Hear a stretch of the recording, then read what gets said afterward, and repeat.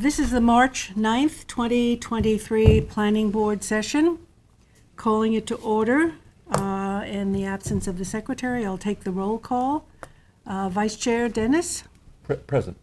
Gloria Burke, Secretary, absent. Craig Catalanato? Present. George Mutu? Present. Tom Neely? Present. Kate Fulham? Present. And the chair is present. We have a quorum. Can we please rise for the pledge?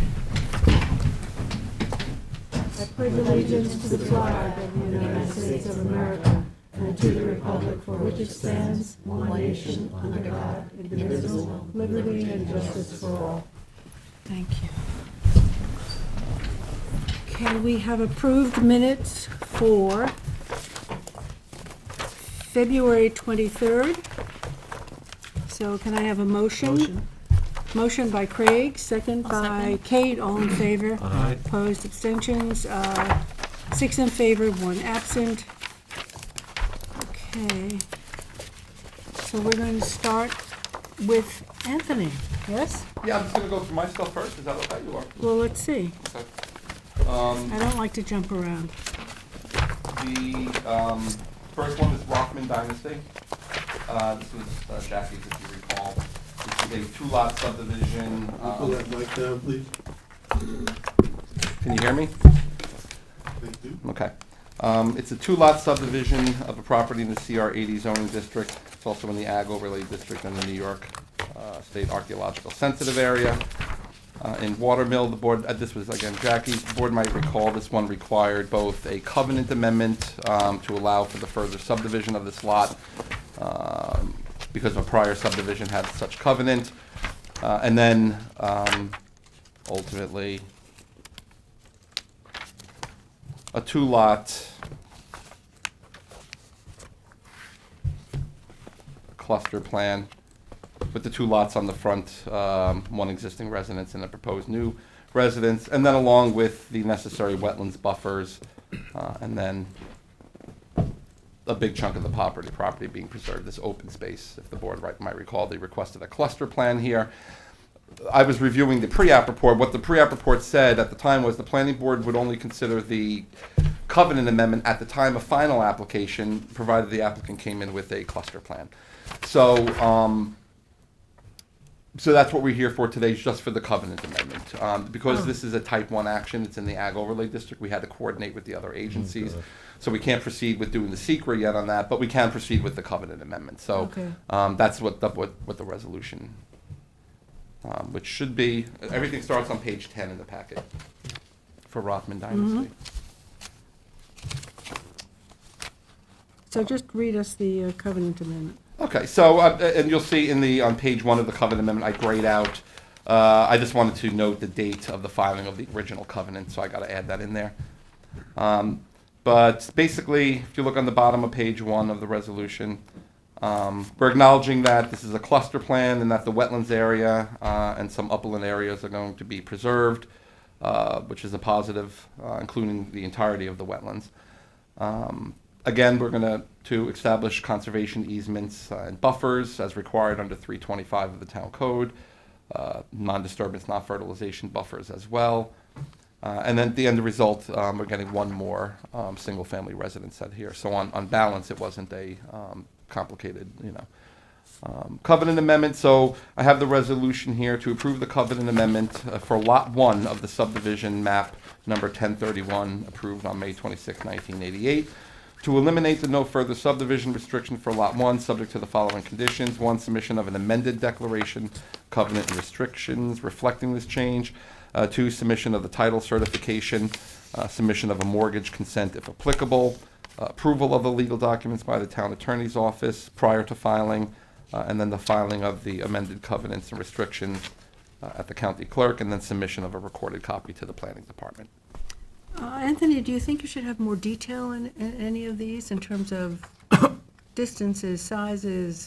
In terms of, well, this is just a covenant amendment to allow for the. So you'll have those That won't be details When in we the do the next. subdivision, well, remember, what happens is during the subdivision, we will be doing the wetlands permit as well. So Okay. there'll be covenants related to the wetland setbacks and buffers at that Okay. juncture. Am I gonna have to, though, approve the covenant before that happens? Yeah, but this is what this is for. This is just a covenant amendment to allow the lot to be subdivided. Okay. I don't want to be in a position where I need the buffer size and da-da-da, and I'm not going to be able to do that. We do that on the. And we don't need it here. This No. is simply to This is amend simply to amend the it. covenant. Okay, so we need a supermajority vote. Definitely. And, You can if you want to. Go ahead. yes, Daphne Vaughn, Surfside Environmental Planning. I know that a lot of the board members are new from when we went over all of this. So Jackie Fenlon was our planner when we began this, and Jackie's no longer here, so now Anthony's taken over. And I see really only two of you were on the board when we were going through the public hearings about all of this during the pre-app. So there's a lot of new faces, including Christine. So I just wanted to just say that we've gone through a lot of back and forth with this, with the town under different circumstances to get to where we are. I did submit a final application, and when I gave it to Anthony, Anthony had said that we should do this covenant amendment before we go into the actual final application process. But the map that I submitted should be what was required when we last spoke about the subdivision. This is for a family, basically, that they are doing this for, as a compound for their family. You might remember it. I do. Council, do you think we should have any further description of this one lot that's being, No, if they're going to Developed? follow it up, then I'm okay Then with you're that. I okay. just All don't want right. to have to. You're You okay. can't I'm approve okay. language that hasn't The been set. subdivision was the Watermill Land Corps subdivision originally, and that's what this was, lot one of the Watermill Land Corps subdivision. I think the map was 1031 was the map number that it was filed under. okay, Daphne, just alert your client that it's easier to take the fence down before the vegetation comes in. It's coming down. Okay. They know it. We'll be here in August and, we can't get back there. they have a fence up there. Well, and After the fact, drive by that. just a before you- question, we're amending the covenant, approval of a covenant amendment, which proposes a two-lot subdivision. So it's not like they could come back at a later juncture and request more than two lots. It's, There'll be another covenant when we do this subdivision. Right. That will impose, a no further subdivision. This is for the covenant from the original subdivision that this lot is a part of, so that we can legally come in to request our current two-lot subdivision. We can't proceed with our final application technically until we amend the original covenant saying we can't further subdivide. makes And the sense. name of that Thank you. original subdivision? Watermill Land Corps. It was from, I think, 1982 88, I think. or something like Yeah. that. It was in the 80s. Okay. Any other questions? Okay, we need a supermajority vote on this to amend the covenant, so I'll move it. all moved by Dennis, I'll second. seconded by George, all in favor? Aye. Opposed, abstentions, 6 in favor, 1 absent. Thanks. Thank you. Thank you. See you, Daphne. Number 2, Evergreen Field Estates. We're just going to do an extension of the action deadline. I spoke with Randy today. I'm going to be meeting with him and the surveyor next week to see if I could get some clarification on some of these maps that seem confusing. So we'll just do an extension of the action deadline for this one until March 23rd.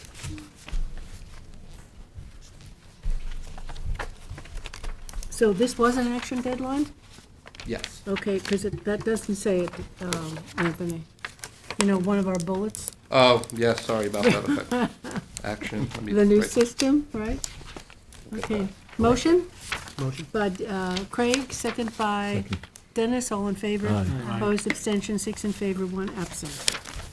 Okay, Claire has CVS.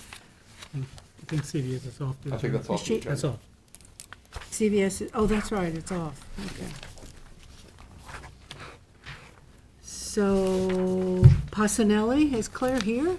If she's not, Anthony, then you can move on to Hampton 6 Realty Okay, Corp. Hampton 6, let me just get to that. So the board knows this site in Hampton Bays, the market there. Everybody knows the market. We're They're expanding into where Liggett's Pharmacy was previously. We had previously deemed this application complete for two reasons. Number one, so we could do the secret, and number two, waiting for the engineer who asked for additional information. And they submitted that information, and Tom signed off and said, that was done. So today we're doing, really, it's just the secret, and then actually it's not in here, but we could deem the application complete then and schedule the hearing. Again, this is to expand the existing market into some previous retail space, the pharmacy.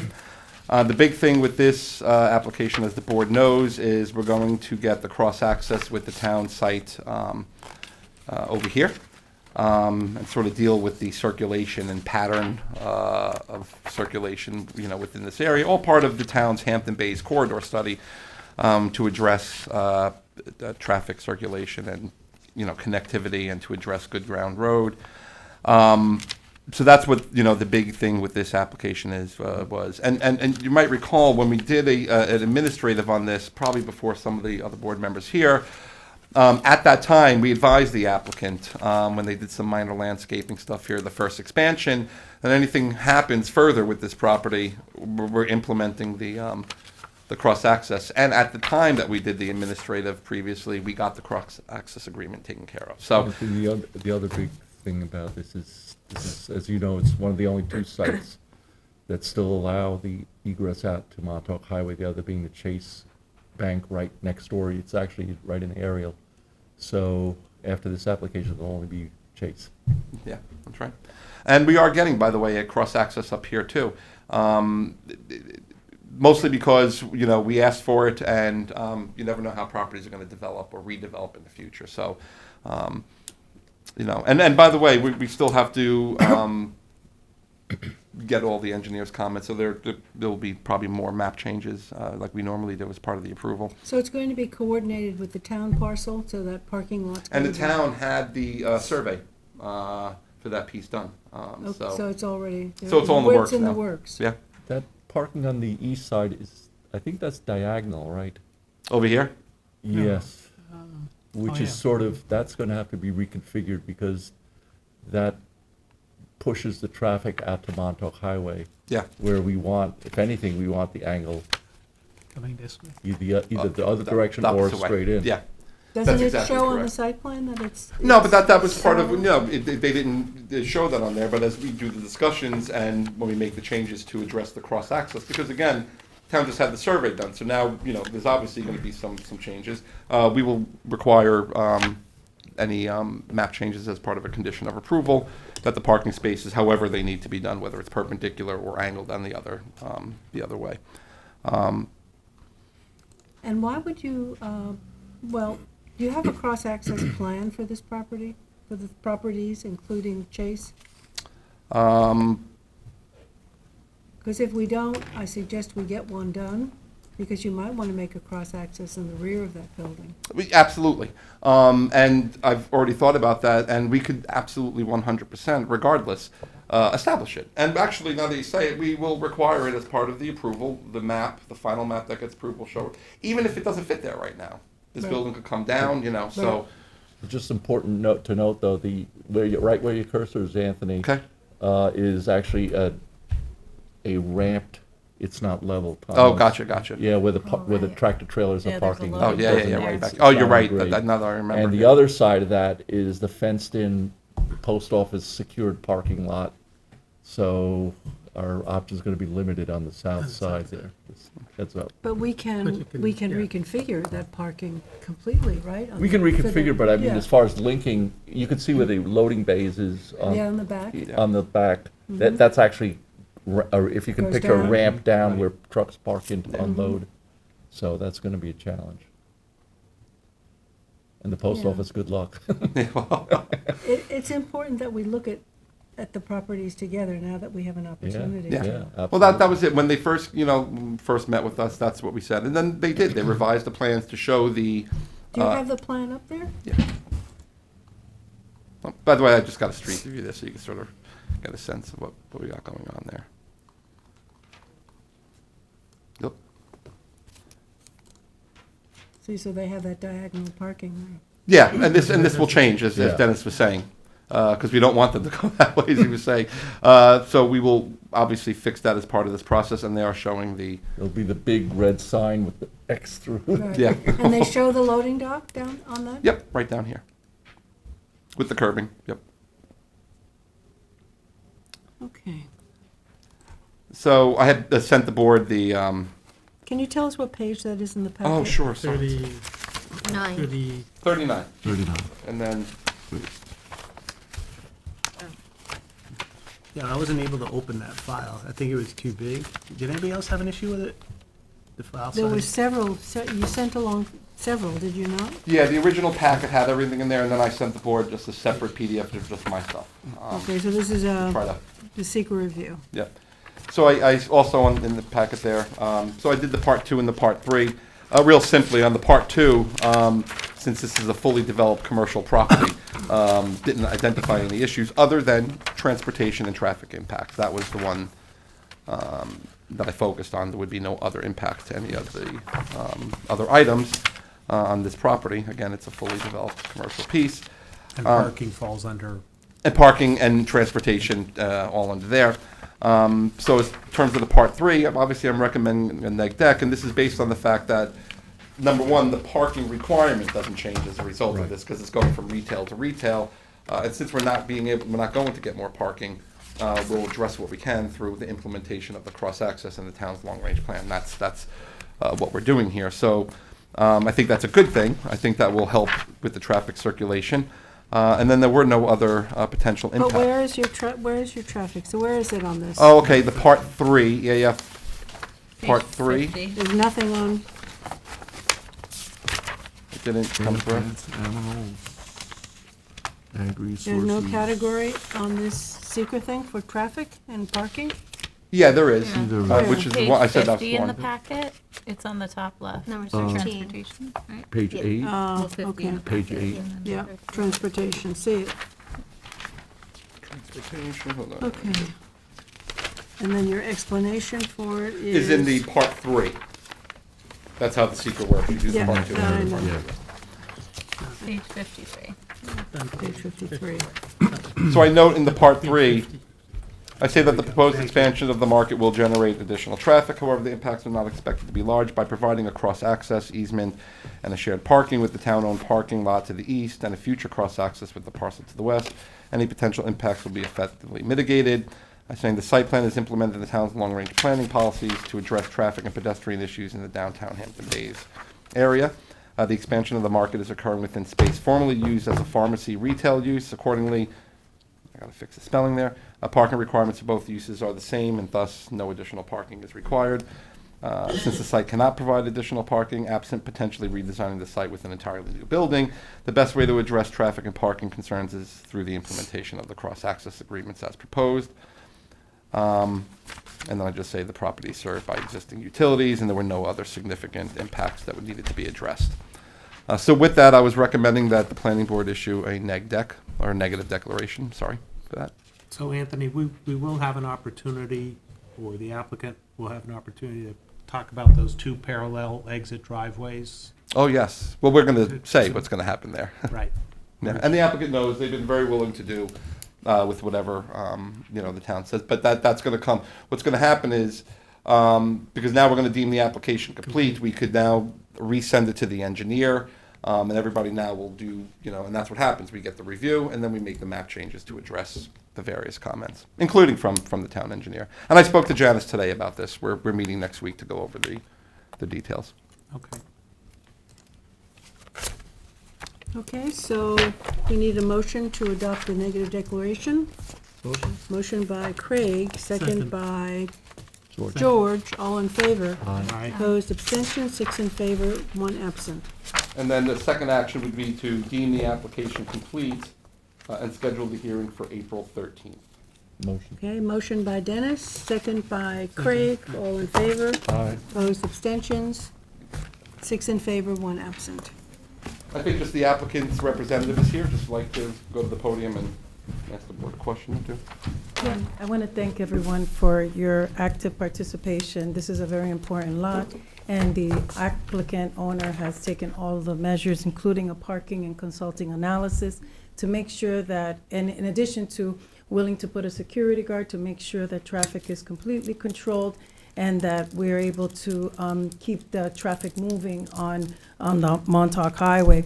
Additionally, we're asking for permission to move to the Department of Building permitting section because we can't even apply because it's gonna take a while and we'll still have, it'll be way after the public hearing session to be able to obtain our permits anyway, but we'd like to move along because summer's coming and it's an eyesore. The closed space, I don't think will be finished, but at least the applications will be in and we'll be able to start some kind of interior renovation in a timely fashion. So we're scheduled, we can't move it until we have this public hearing process, right? Well, April- applicants come to the board a lot of times, we're in the middle of the site plan to see what they can and can't do during the process. The applicant was asking this board if they could proceed with at least applying for a building permit for interior renovations, as interior renovations in and of themselves don't require site plan approval. We deal with the exterior changes. If space isn't changing, the nature of the use isn't changing interior, then it's typically then wouldn't go to planning. But I would say for the planning board, and I discussed this with Aurelia, and she's happy to ask, what I would say is maybe wait until after the public hearing. Let's make sure that there's no, widespread public outrage or anything before the planning board says, go ahead. The application with the building department is going to languish for a while, to be quite honest. They're really backlogged. So my guess is we'll be much further along than this by the time they even look at it. But I would probably do it like you normally would do, at least after a public hearing. Right. But Yeah. I'll So get the that's board. coming right up, April 13th. So, April 13th? Yeah, after that. Can you tell us what is going to be, who's operating the market, the new market? Oh, it's the Nunez family. I think they've been there for over 20 years now You said the at that middle? location. The Nunez family owned the market, the smaller market, and now they're expanding. They purchased Liggett's to just expand the space because if you've been inside, it's really congested and the needs of the Hampton Bay community have changed. So he has taken on the task of not only expanding, obviously it's good for business, whatever, but we wanted to be able to offer a more diverse product selection and everything's on top of each other. And it's a really old building. This was previously the larger section, I guess for all of you, I'm new to this town, but this whole section was a whole supermarket before Leggett's even took that space. It was an So- A&P at one point. The whole A&P, building yeah. was an A&P. Yeah, and it was an A&P, and obviously A&P went out of business, but now this market has changed. We're trying to make it for American and Latin American products, but also we want to be servicing, we had a basketball player in there last summer. We want a diverse product market to come in because they get off the clients get off at the train, and we want them to be able to purchase there, either get on the train or take their cars and be able to buy at the market and keep the market active and busy. The reason we're only asking to put in the application in the Department of Buildings. It's not even going to be seen for, 2 or 3 months, and we'll long be past our public hearing. That's the only permission we're asking for because it just takes so much time.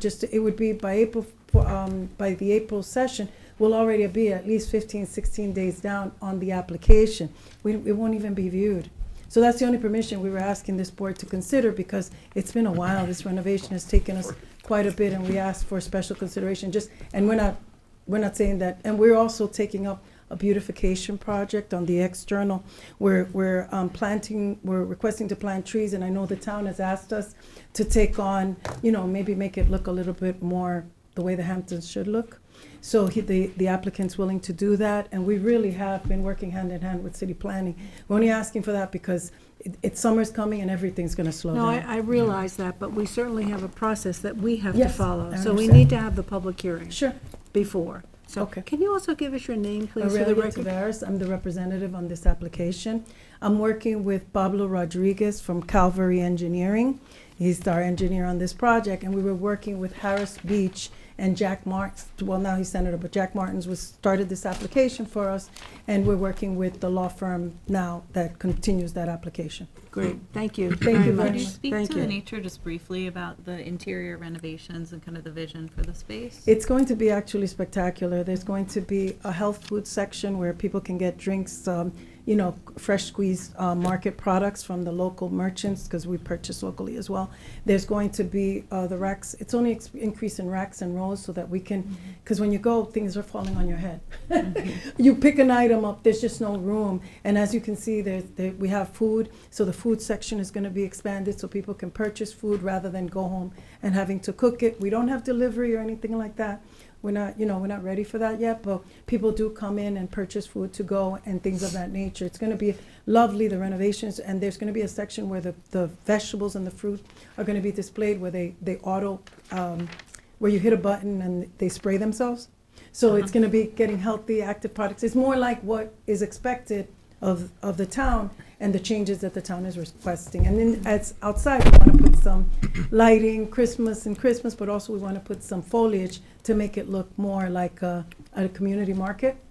Good, thank you. What's the change in square footage from your I think current it's going market from, to? it's going, I gotta look at the numbers because the maps have changed, so I got that, it's going up to 12,000 square feet, from How- 7,500 how much or is- something like that. I thought it was, it's going up, we're 5,000 more square footage, up, if that's the word. Yeah, from Square feet. 7,500 to 12 and change, I think is. Yeah.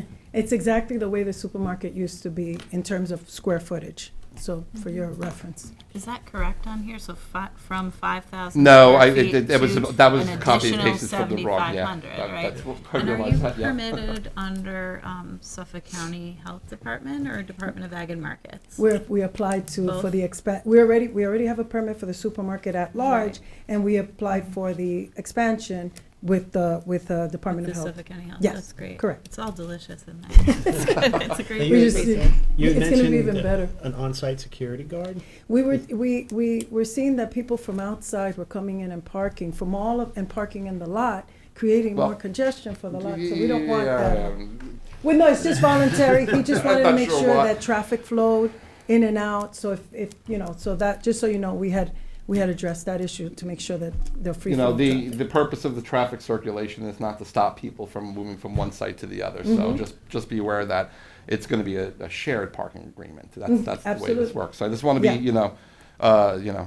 we typically don't have guards on site telling people they can and can't park in a. No, it was to keep them moving so that we don't Well- congest the highway. So we don't want It's to a block it congested- up, you It's a know? congested lot. Yeah, It is you're right. very So we don't want congested. people like double parked, and we want them to keep Yeah. moving. It wasn't to block traffic movement. All right, good, because Anthony just addressed part B of my question. Okay, thank you. We've already taken a vote. I didn't realize a representative was here for the application, otherwise I wouldn't have called for a vote. We've Oh. already voted. Oh, thank you for being so gracious. I Yeah, appreciate everyone. thank you. Well, we voted on the right thing. She was asking for the Something else. permission to File file a Oh, to- building permit. okay. You said no to Okay. that, so. Thank you, everyone. Thank you. Thank you. Okay. No problem. Number 7, Hampton's Pond Quag is off the agenda.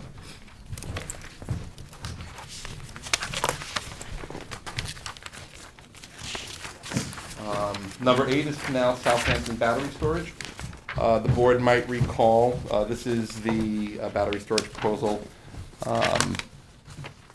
Over here, you got North Road, Sunrise Highway, and then there's the LIPA substation to the east. This is one we've looked at, we did a pre-submission on this, and we got a formal application that was submitted. We deemed the application incomplete. We did the secret review. The board might recall we started off the secret review. The board wasn't comfortable with the analysis at that time. We had the applicant go back, provide additional information. We came back to the planning board and went through all the additional information and changes, and then issued a negative declaration. And then I was waiting for the engineer to review this to make sure that they addressed all of Tom's items, which I got the memo from him that they did. So now we're at a point where we could deem the site plan application complete. And Did we get a recommendation from the fire department? we will when, remember, this is a completeness review. No referrals go out until the application's deemed complete. So the completeness review is the SECRA, the planning staff's review, which obviously we did, and the town engineer's review. And so now the town engineer did his review, said everything's complete. Now we'll send out all the referrals, and then we'll get them all back. And you're right, I'll be curious to see what fire prevention and fire district comes back with. So deeming complete, the clock starts, right? We're deeming it complete, yeah, we're gonna, well, we're deeming it, the clock will really start after the public hearing. Well, this is moving along, right? Is someone here for this application? I believe maybe by Zoom. Yes, they're coming in.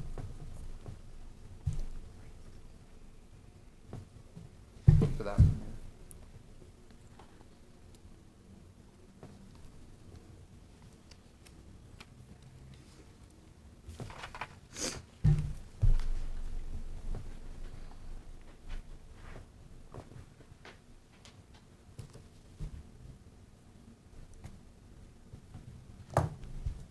Hi, can you give us your name, please, and affiliation? Good afternoon, this is Gus, the principal at Blackman. I'm sorry, you'll have to speak slower and clearer. We didn't get that. Getting echoes. Can you guys hear me? Yes. Hello? Yes. Yes. This is Gus. This is Gus with Rhineland Energy. They're the developer for the Canal Southampton battery storage facility. Ryland Energy. Okay. And this is John O'Hara. I am the lead project developer on the project with Rhineland Energy. Okay, welcome. Anthony, do you want to go over anything before they have any comments? No, this was just, I mean, it's a completeness. We deemed the application incomplete months ago, pending the SEQA review, which is complete, and pending the town engineer's review is complete. I don't have anything else to add to that at this stage of the game. Okay, this is a draft. This is a draft, so you have any other changes on this? No, other than the date for the hearing would be April 27th. I might have said April 13th in there, but we're going to have too many for that night, so I need to. So my recommendation is to deem the application complete and then schedule the hearing for April 27th. How many do we have on for the 13th? 4 or 5, Yeah. which includes the ones from today. So I was just, Oh, trying to. Yes, anticipating.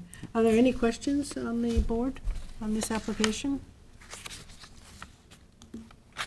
This is the underground connection to a substation, right? Yes, everything was underground from the beginning.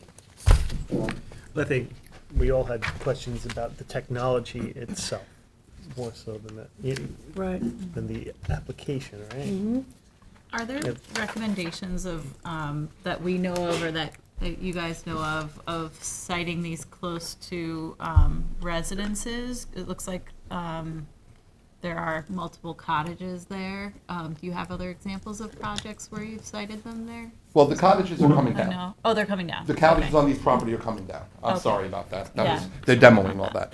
And then, Kate, and then you'll see that immediately adjacent to, that's the Suffolk County DPW yard right there. Right, okay.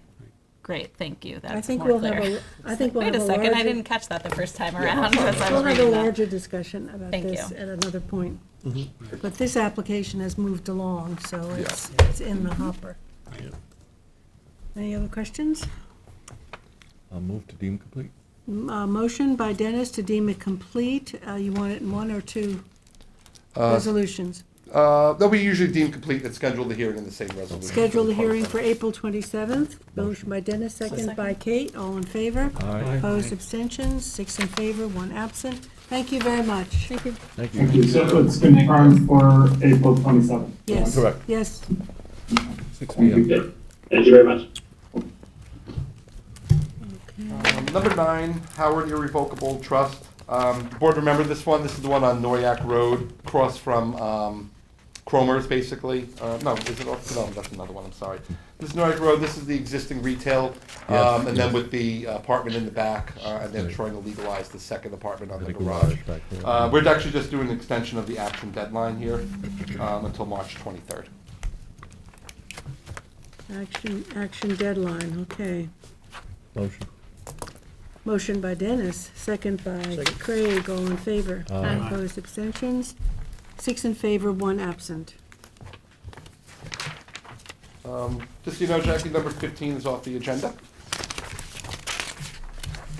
And actually, number 17 is off the agenda as well. 18, 17 off. So And let that, me, if I, that takes you to one more, right? North McGee Street? well, one more No. before that, actually. Strevel.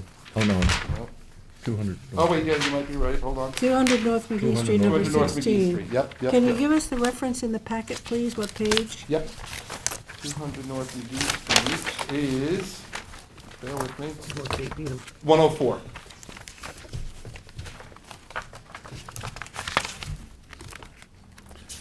This is another one that I had taken over. This is a two-lot subdivision in the R40 zoning district on North McGee Street in Tuckahoe. It's got existing structures on there. The board might remember, you did a pre-application on this with Matt. It's a two-lot. All the structures here are CO'd. The one structure in the back here would be become the second residence. There's an existing residence here. Garage and accessory structures that are all permitted by CO. There'll be a common driveway that'll serve the lots. Actually, I think it's going to serve this lot here as well. We deemed it incomplete previously because it's in the archaeological sensitive area, and I wasn't sure how it was addressed, but the board required it, and the applicant actually had it done. So that was the missing piece on this one. So now we could deem the application complete and schedule the hearing. This was one that I was going to schedule for April 13th. Okay, can I just ask you, what's all the lines on the other? All this? That's preserved. That's all preserved land. I always like to show what's, adjacent. And this is actually county land here. This is That's county? yeah. And it's- where is the proposed pool and the corner property in relation to this? Can you pull out on that map on McGee? No, this was one that I generated. This is No, this is on this the is north, of On the other 39. side, on the other side of the Right. highway. Yes. by the Yeah, school side? Yep, yep. Yeah. Okay. But I was not aware that they actually did the archaeological. So they did submit it, and so I would recommend deeming it complete. Okay, motion to deem it complete and set a public hearing for April 13th by Kate, Second. second by George. All in favor? Aye. Aye. 6 in favor, 1 absent. And Frith, we removed. But I would say all the information that was forwarded to you, I'm going to resend it because there's a lot going on with that piece. So that's why I pulled it. This is Strevel? Strebel and Klein. Page 113. 115, page 115. Oh. 113. This was an application that we did a pre-submission conference for. It's actually just a site plan application, not special exception. This is the property on Mill Road, right near the post office in West Hampton. And then the 7-Eleven is at the corner here. This piece had an American Legion hall on there at one point, and they're proposing just a 3,000 square foot office building with associated parking. Pretty straightforward. This was before the zoning board, only because I think there were one parking space short, and they needed relief, a transition yard relief because hold on. This property next to it is a residentially zoned property. So when you have commercial next to residential, you typically have to provide a transition yard. Here they're showing the driveway to go there, but this is town-owned land, so there are no residences going up there. So that's why the planning board went with this design in that direction. I just wanted to remind the board. It's a vacant parcel? It's vacant now. The American Legion was on there at one point. But this is incomplete. The engineer gave a lot of things they need, so we would just deem this incomplete. Okay, motion to deem this Motion. incomplete by Dennis, second by Craig. All in favor? Aye. 6 in favor, 1 absent.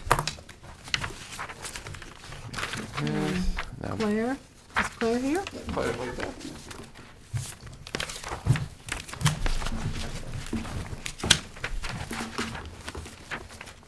And if you just give us the page reference in the packet, it would be helpful. Sure. So, I've got a list.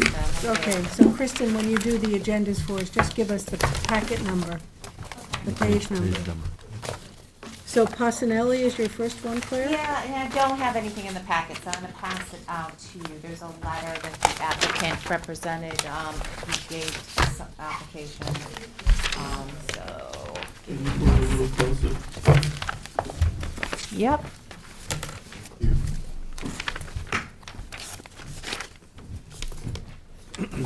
don't mind passing the letter down? Sure.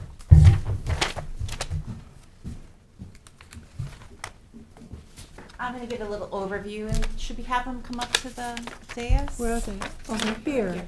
Well, why don't you give an overview Okay. first? So, I'm just gonna show you the site, just a reminder, show you the site plan.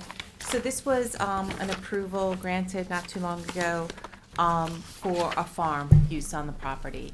And with the review, the planning board instituted a secret review that included a condition deck with 5 conditions.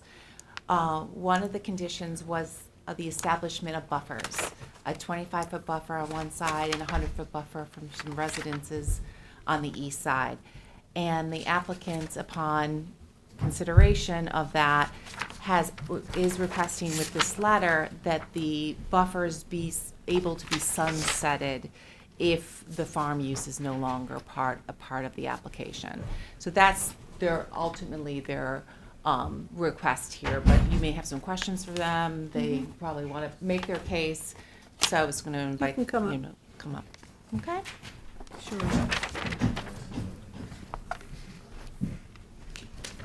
Welcome. Hi. Hi. So just identify yourself for the record, please.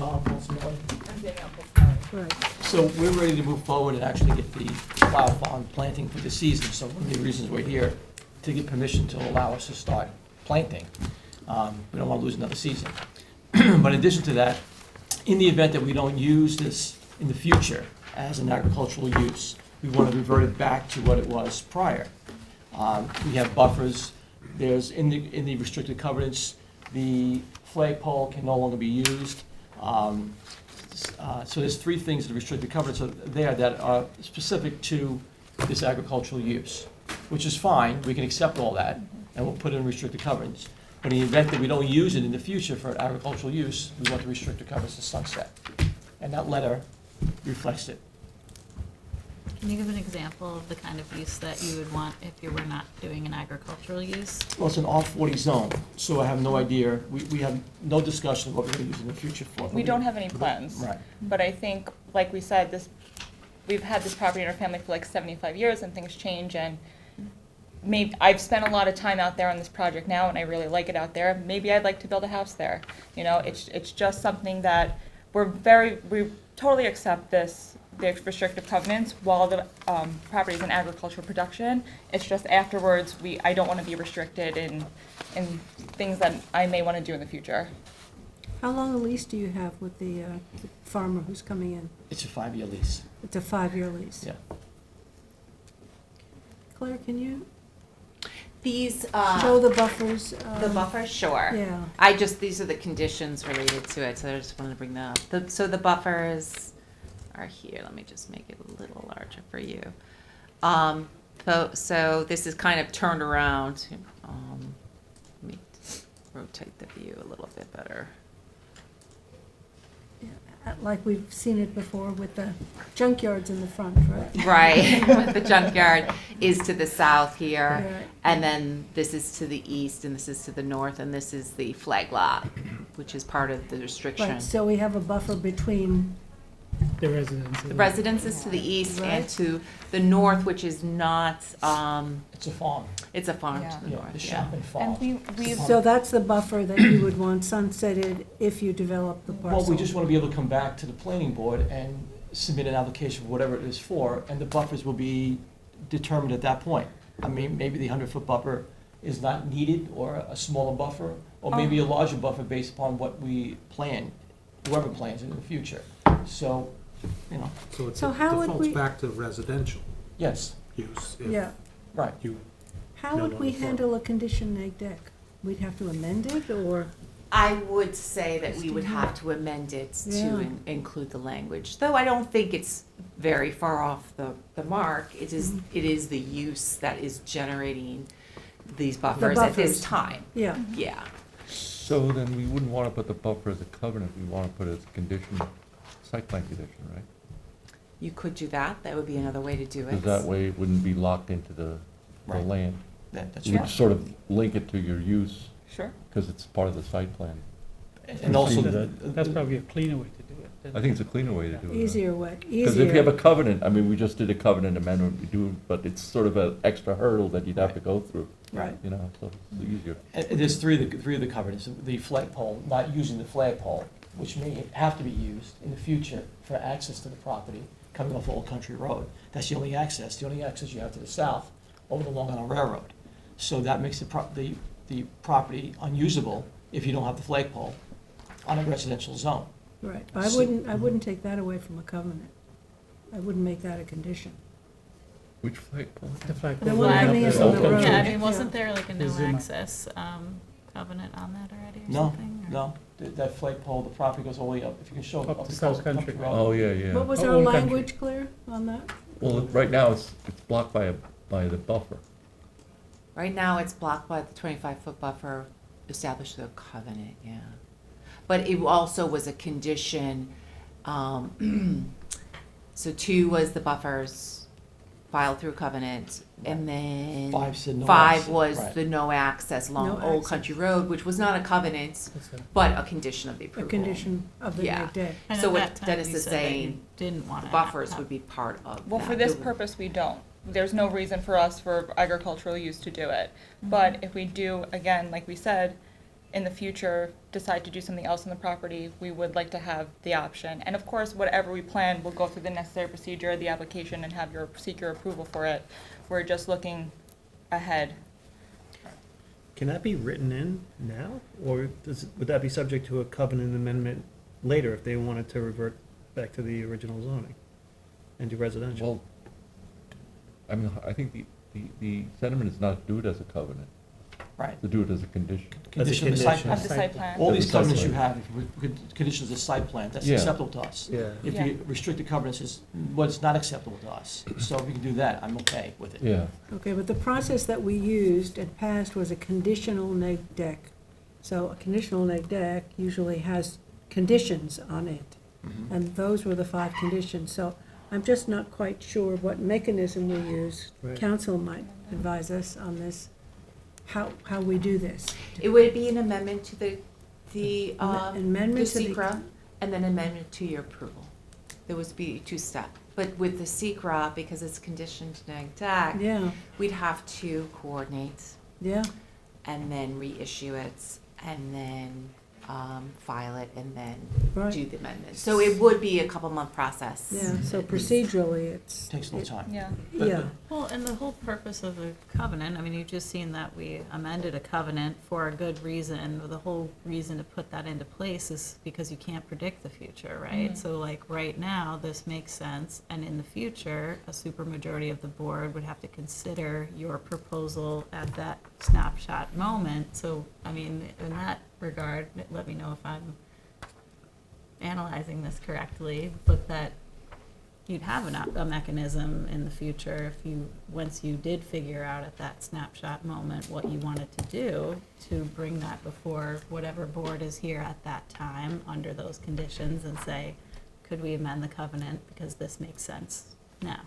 Right, but you seem like all reasonable people on the board. There may be a board that's unreasonable, and you have to restrict the covenant on the property, and at that point, there's nothing we can do about it, and the board, you can't get a supermajority. So in addition to all the other hurdles on the site plan, you've got this restricted covenant. Right, So- but that's how like we ended up in the position where we are with the zoning that we are, because you can't predict the future. That's why you say Right. like, this is the rule now, because this is what we're experiencing now. Right. And then, I don't imagine that there would be an unreasonable board, it's just Well. people that, you know. Well, But if you put it Neither on, here nor on there, the but- site plan, I think that's, that's acceptable for this type of agricultural use. We're not building anything on the site, so it's not you have to reverse something that was there. So there's nothing being built, it's just an agricultural use. If it's on a site plan, we fulfill the obligation of the site plan, and if and when we decide to do something else, we'll, of course, come to the Yeah. planning board and No. submit it. Your position is clear, it's Mhm. rational. Question is, how do we do it? Okay, well, You know, that- because we that's- don't often have conditional neg decks. It's unusual Uh-huh. for us to issue conditional neg decks. Mhm. So I just want to be sure that we, But the law allows for it, right? well, Law, conditional neg yes. decks, yes, they don't recommend them, but they exist. Because here you have an instance of a Net depth. non-residential use taking place in a residential zone. We're doing a non-residential site plan in a residential zone, so it's almost, it's running counter to the underlying zone. Not counter, but it's not, you know, it's not on what you would typically find in a residential zone. That's why it may be appropriate to do the conditional neg deck.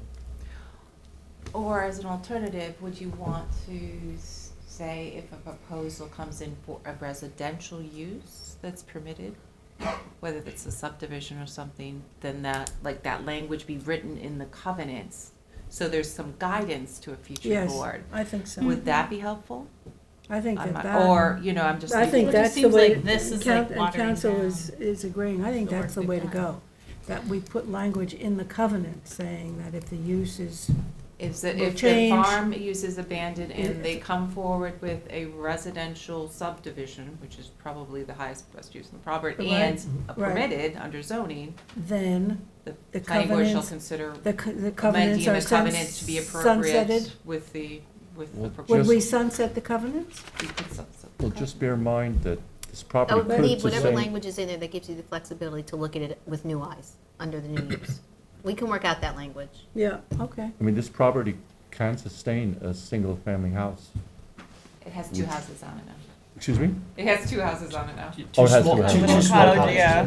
Oh, Yeah, they were- okay, I thought it was vacant. They were Never mind. built, I think, Why like can't- 60 why- years ago. Why would, can't it sustain a single family? It can, Oh, yeah, there are two there now. They can do multiple, Yeah, because but it's you could do- it's a 9 lots, it's a 9 Yeah. acre Oh, parcel. no, you'd have to go Right. through subdivision Right, process. yes. Right, and do Yeah. that, and use the You flagpole. can't build any more houses until you go through subdivision. Yeah, Yeah, but, understood. and that's something that we don't have plans to do right now, Right. but Mhm. maybe, one day. But by saying that, Claire, in terms of the residential, that assumes that the only use would be residential. I'm not saying there's any other use could be used for that property, but that covenant means that I can only bring a residential, that would sunset the covenants if a residential application We can came say in. residential or any other allowable use.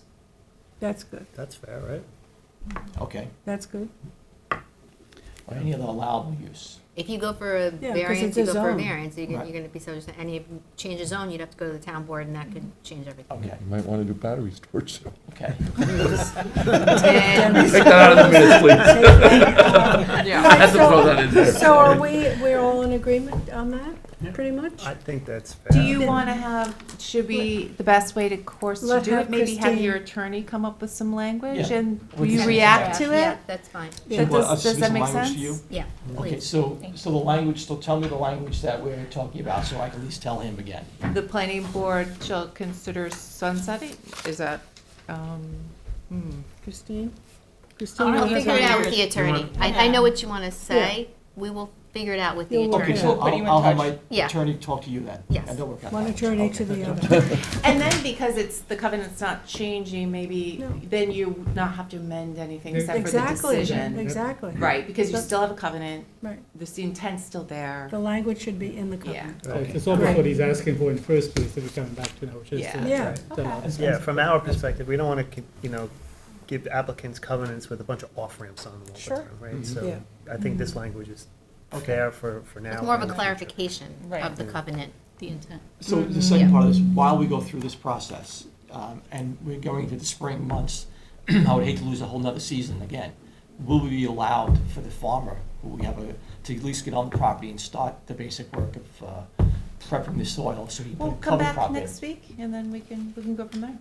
And if it's along those lines, I can write something up for next week. Okay, Yeah. And then we can sign the plans and Okay. you'll be on the Yeah. way. Then, okay, Thank you. good, thank you. Thank you very much. So no Oh, and then action. did you know CDS was off, right? Yeah. Number 3 was off? Yeah, Okay, good. number 3 is off, so there's no action on this, Claire, right? No action on the CDS. Or on Pasanelli. It was Nor a on discussion, Costelli, yes. just So we just received that amendment he submitted formally for that. And so my Okay, your next next one is loaves and fishes, Yep, page 63. 53? page 63. 6-3.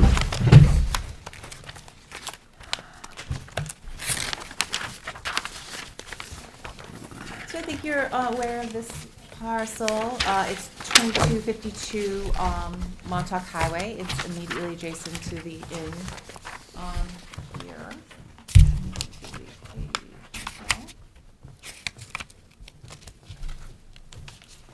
So the deadline for this is the next meeting, but we'd like to get get your feedback, so get the wording correct on this. The applicant's representative is here and the owner. So I'm just going to go through this. Any questions? Stop me. Good, okay. Great. So this is the draft of Ambitious 2023.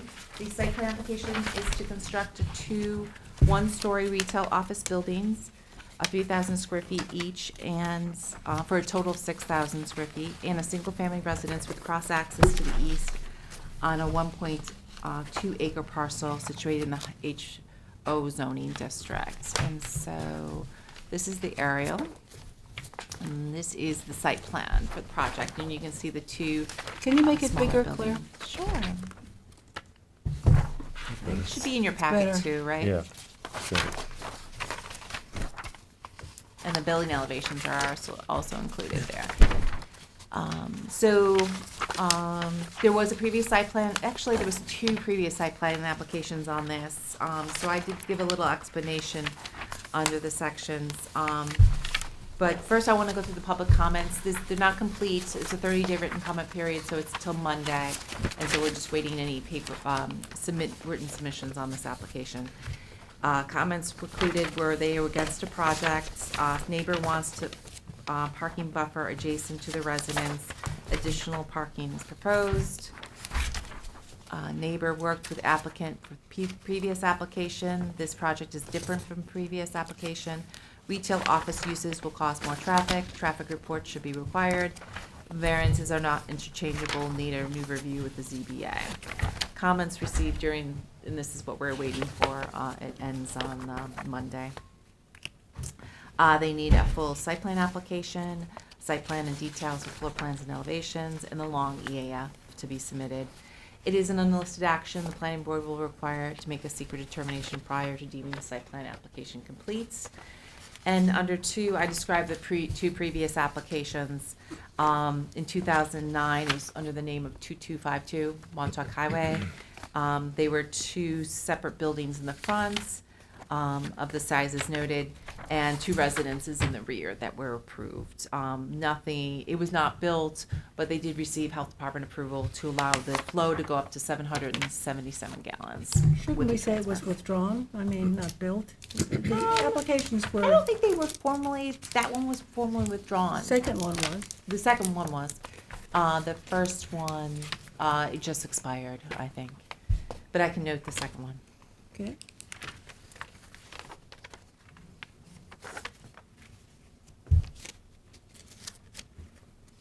And then the current application I described. There's the previous application, there was a special exception for the apartments on the second floor. There's no special exception related to the site plan application. The variances I describe here, so the applicant was representing that this enjoys the ZBA granting the variances, and this is just a modification of the previous plan. That is a determination we need to discuss. So maybe I'll talk to Sean about that, the chief building inspector, and get some determination. We're dealing with this as a new application, so we're not carrying anything over. Well, that's ZBA. That's the ZBA, what the ZBA process will be. I need to double check with the ZBA and or the chief building inspector, who ultimately it's his decision. Well, the relief runs with the land, right? Relief runs with the land. Well, let's talk about this issue, since it's a big one. Hey, Carl. Good afternoon. Good to see you. Good to see you. Yes. Carl, identify yourself. Carl please. Benacasa, 860 Montauk Highway, Waterville, New York, for the applicant. As Dennis mentioned, variances do run with the land. This variance did specifically note in its writing that it was for that mentioned the buildings of the previous application. But as Claire notes, whether or not the variance here benefits the current application is determination for the building inspector, who determines what the zoning is in the property, as the ZBA is essentially the new zoning on the property, the variance. I would note that the relief that we would need is exactly the same as the relief granted. And that the ZBA would, I think, under due process, equal protection, all those lofty constitutional ideals, I do not think the ZBA would have the ability to deny it for this application when they granted it for a similar one. So again, that's a question for the building department, the building inspector, and counsel to the building department. And I think all Claire was suggesting is that that discussion be commenced at the building department. Which we probably could get an answer for the next meeting before we And adopt this. if the building inspector is to determine that that the variance, which does run with the land, would also be able to benefit the current proposal, then at that point you're done. If he determines otherwise, we'd have to get a modification of that variance. Could you briefly And just, describe? if I could, just in terms of fairness, Please. because I don't know if the other opposition to this application knew this was going to be on today, but as we all know, there is a very strong opposition to the proposition that you just set forth, council, and they would want to be heard on that. So I'm just putting that out there because the board needs to remember that. Right. They, I mean, they it's were my- heard on that, and it's actually noted in the report that they said the variances are not interchangeable and needs a new review. Could you with the briefly ZBA. describe the relief that was granted that's carrying over? Sure, It's under 4. yeah. It's number 4, the Number 4. variances. The setbacks. The ZBA by decision D Oh, okay, good. 023. So it was granted the following variances. It was front yard setbacks of 27 and 26, where 30 is required. Side yard of 12, where 15 is required. The lot coverage of 22.03%, where 20% is required. I don't think we need that one with the current proposal. And rear yard transition yard for parking of 15 feet, where 50 is required. That is the most, That's the key, the key one. exactly. But I would note that portion of the property is, the portion of the property that specific relief benefits. This application is identical to the previous application.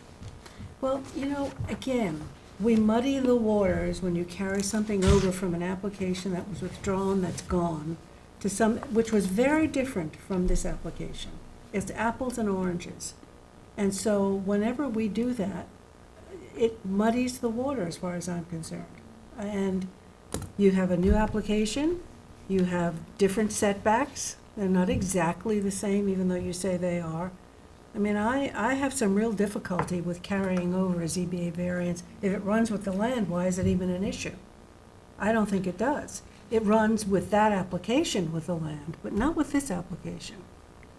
It's in my mind, it's quite clear. And so,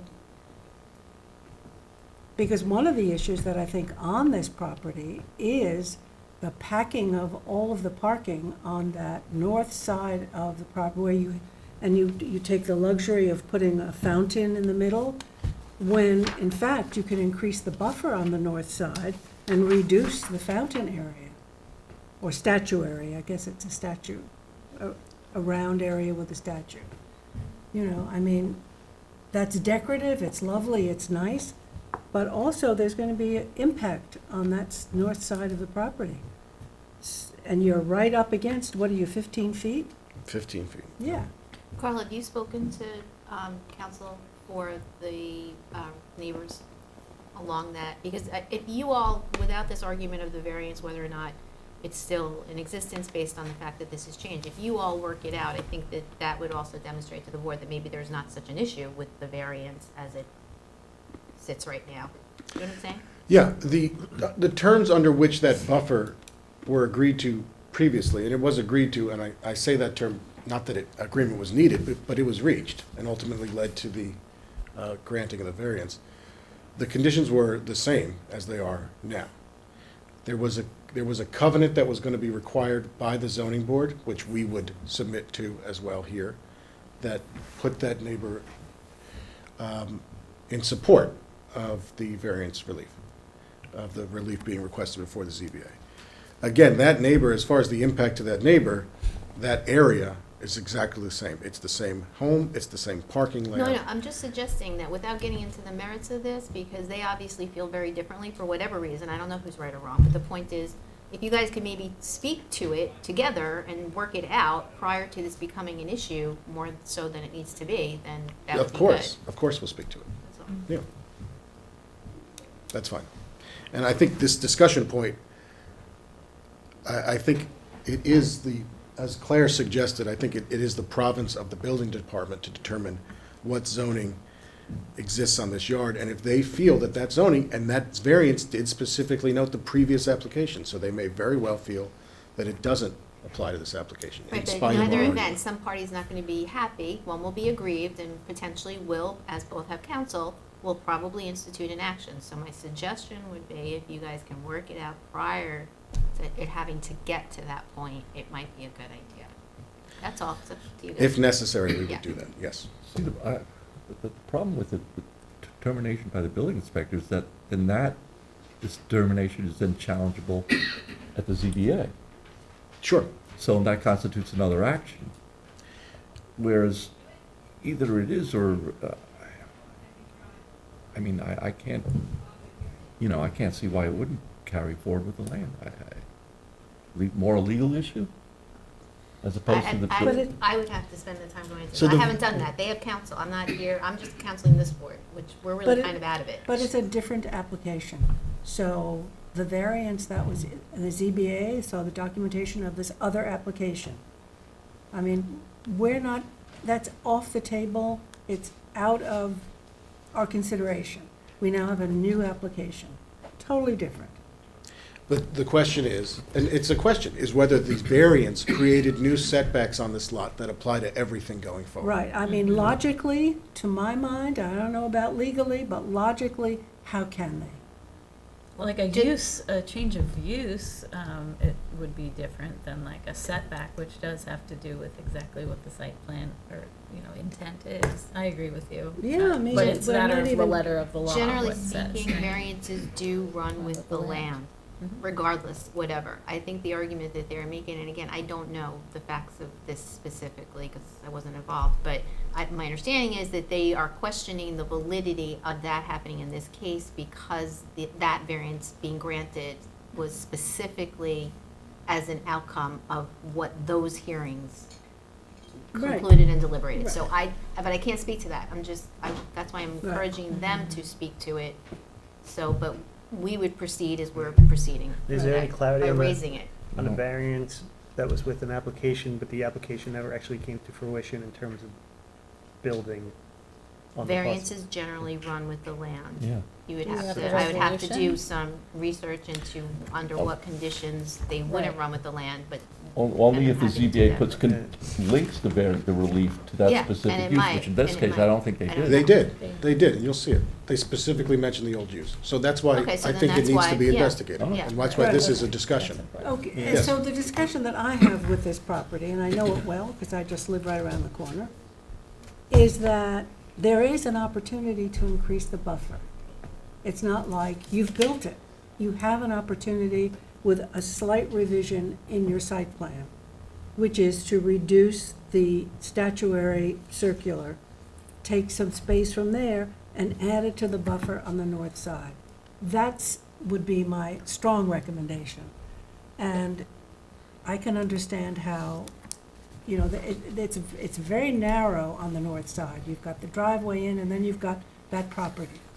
And so I would say consider that. Certainly. If we are required to go back to the ZBA, we will. It's that simple. And again, I think our position to the ZBA would be, it's going to be hard for you to have granted this relief for one project and denied it for a Well, subsequent. that'll be And that's our position. That'll be your position But again, and that's your not the concern of argument. this board. It's what zoning Right. implies. Yeah. But that ZBA relief to a 15-foot setback is germane to this application. Yes. And I understand. You get it, I get right? it, yes. Otherwise, I mean, I think the proposal is fine. 3,000 square foot buildings is smaller, it's a less intense use, less traffic, Less noise, less less everything. noise, less impact on butter, for sure. Because there was an access on butter with the prior application, so that curb cut's totally closed up. In layman's terms, if there's anything we can do to increase buffer for those neighbors being Yes. mostly impacted, I think it would be really neighborly Yeah. to try. We're picking up what you're putting down. Because that's also the exit. That is the exit, Carl. It's the main exit from all of this. Restaurant, office building, so Well, the there's exit seems to maintain that. a lot of, yeah, but there's a lot of traffic going through here, is what I'm saying. Yeah, the traffic flow seems to be south of that buffer. It's just really the parking. Yeah, there is a grassy area between the buffer and where the traffic would be. It's just the parking, exactly. The lanes are another 20 feet south or so. How many parking spaces on this, Carl? 36, Yes, 36. All So required? you just meet the parking requirement. just meet it. Okay. We're asking for exemption from 2 because of the cross-access. What are the dimensions of the spaces, do you know? The specific dimension. Oh, they're either They're 9 by code. 20 or 10 by 18. Okay. If Yeah. they're 9 by 20 and you go to 10 by 18, You lose parking. you lose parking space, but you go a little wider and you've just got 2 more feet of your buffer. Full. Well, if you do it on the south and the north, like, if you make them all 10 by 18 and see if you could squeeze them in, you're gonna save a few feet that way. But we might lose required parking. I think you could go a But you little have, wider. the planning board has the ability to To even vary the waive parking. more parking. Yeah, what that we can do. So if it's a space or two, Yeah, but if we're only gaining 2 feet in a buffer, what good is that, from 15 to 17 feet? Oh. You could gain 4 feet if you do your top 2 rows. these Yeah, 2 it's not a rows. lot, Mm-hmm. right. And this could be Is tightened that up a a little bit. 5-foot sidewalk there or a 4-foot sidewalk? Yeah. Good look, squeezing a And couple. have we Maybe even getting 25 identified foot, any, 25 foot. any planting areas here? Oh, yes, there's an extensive landscape plan, which we'll look at. In the parking, in that parking row, there's planting? There is plantings. Come Oh, I around, think I go to the attached other. it. Hold on. Ta-da. I did not. But I have a landscape plan.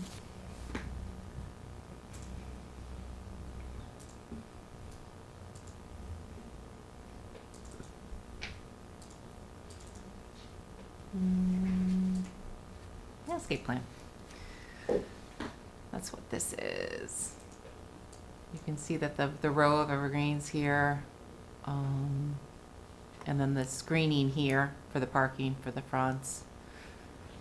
What is our code, Claire? Every 10 spaces is a planted, what is the code?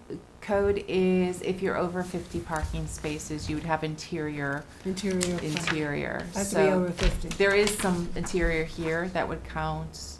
Mhm. And this is interior also, so that's what they've got now, but yeah, they don't, it's not a requirement in this case, but it would be nice to break up this row here Mhm. a little bit, so. I'll talk to Carl, we'll see if we can pick up Okay. some feet on a buffer. Sure. With this, okay?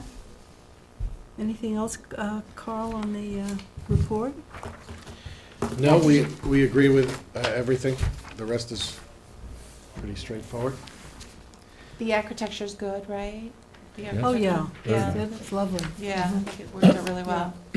Always, I mean, everything in that whole complex is beautiful. Okay, so I'm gonna tighten this up and get an answer from,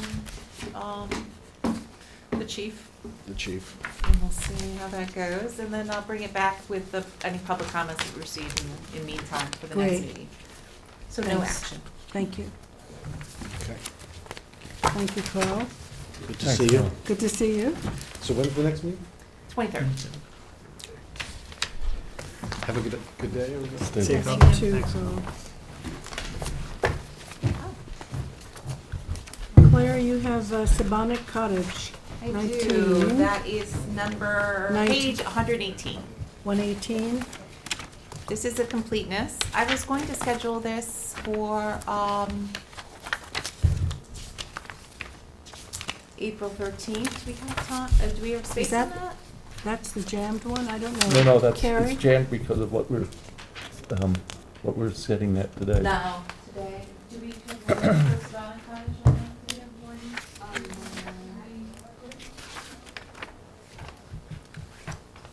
This will be the fourth, because Anthony changed one. Okay, so this would be the 4th. Do you have any study names for the 13th? Yes, I'm sorry, it'll be 5. So 5, does that make sense? Is 5 okay for that night? Or you want to do the 27th? I just don't want to jam on the 27th. What's the 27th look like? The 27th is the only one right now. I'd put it on the 27th. You can do this to the 27th. Oh, yeah, that's fine. Yeah. So complete and schedule a hearing for April 27. Motion Motion? by Craig, second I'll second. by Kate, all in favor? Aye. Opposed, abstentions, 6 in favor, 1 absent. And Claire, then you have site plan, the 720 Butter Lane. Yes, that's an extension of the deadline for submission of plans for 90 days. Motion. So that's to what, do we have a date for that? Yeah, that would be June 15th. So extension to June 15th. Motion by Dennis, second Second. by George. All in favor? Aye. Opposed, abstentions, 6 in favor, 1 absent. And then be acknowledged by signature for the wireless. Yes, Claire, double Thank check and see if I missed a page. No, I appreciate that, thank you. I might have, because they were stamped in funny places. Okay. Jeff, I guess you're up.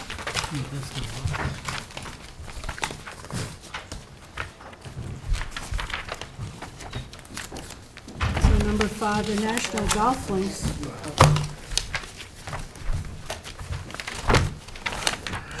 Just give us the page reference in the packet. Page 29. Let me just open it up real quick.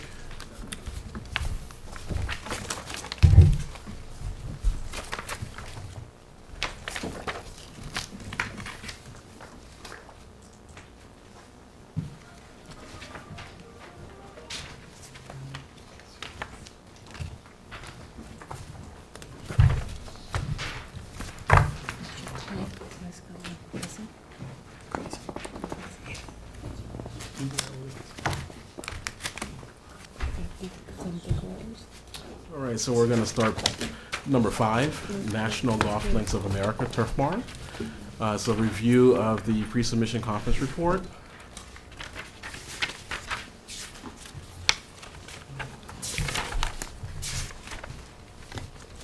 Page 29.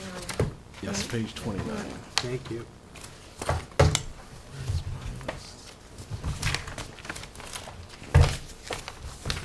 And 36 is the report. Page 36.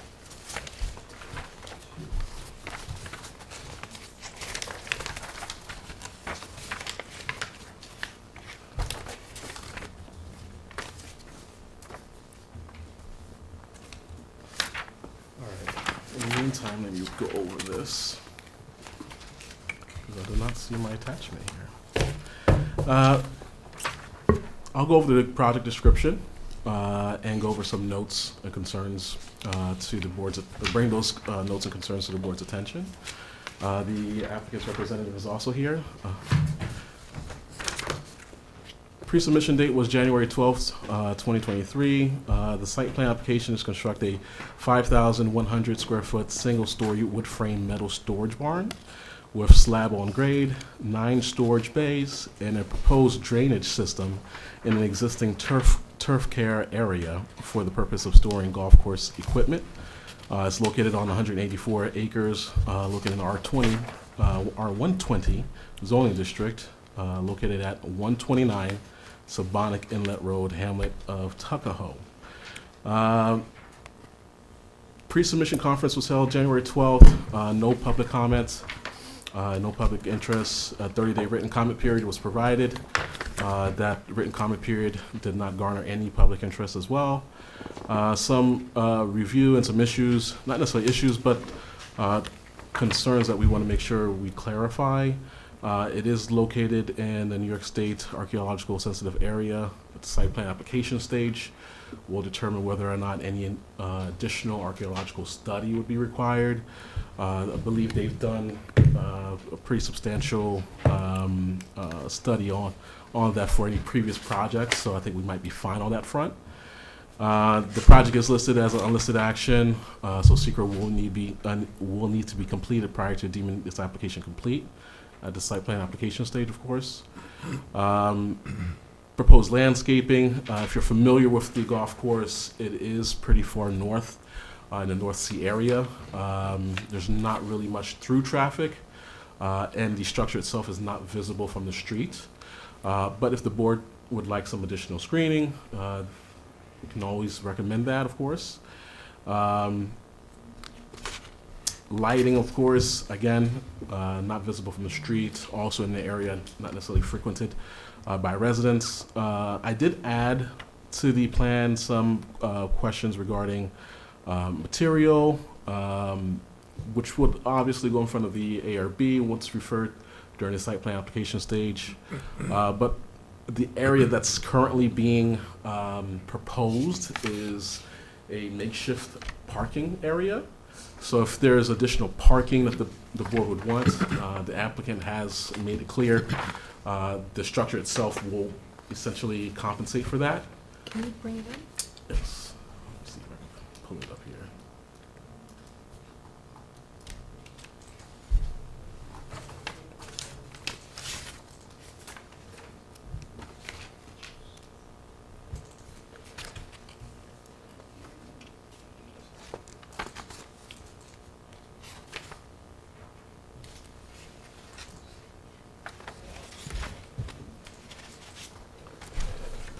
So like I mentioned, this area right now is essentially a makeshift parking area for employees of the golf course. It is built into this hill here, adjacent to this materials storage area that's essentially put together by a retaining wall. Again, the storage building structure itself will offer indoor parking, so that should satisfy it.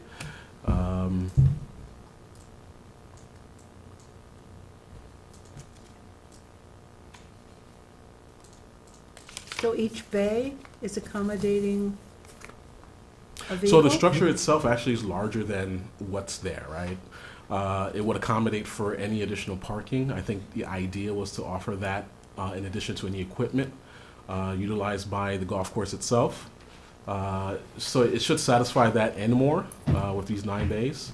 But that's not really providing parking for employees, it's there right now. Right now, no. It's not necessarily a bona fide parking area. It's being used as such, but it wasn't essentially part of the original site plan.